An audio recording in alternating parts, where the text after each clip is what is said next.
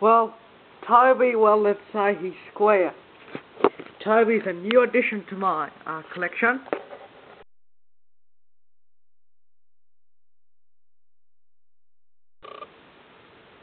The Toby's very nice. From what I've seen from my first run of him, he is probably, without a doubt, a very fine model. Detail is marvellous. He's got his nice headlamp there. And his bell. Good. And also from behind here, he's got his other hand headlamp. Now, there's very few downsides to Toby. Very few. It's such a great model, but the face is not really an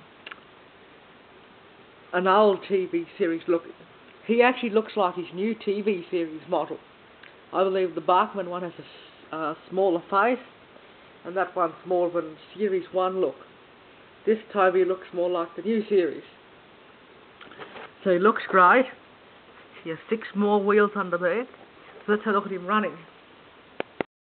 I might have a little train here for him to pull. Let's have a look at him pulling it.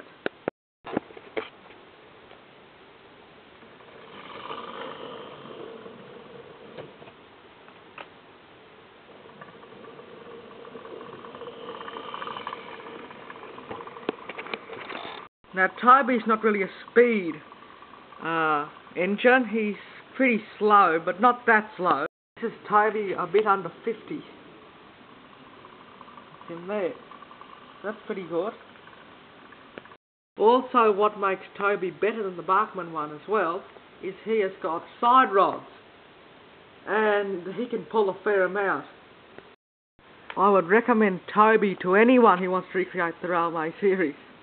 He's a marvellous model. He's also got these smaller couplers, which are still good. I recommend Toby to anyone. He's 10 out of 10 for running, looks and everything. Toby is a marvellous model. This is 5 Fox 14.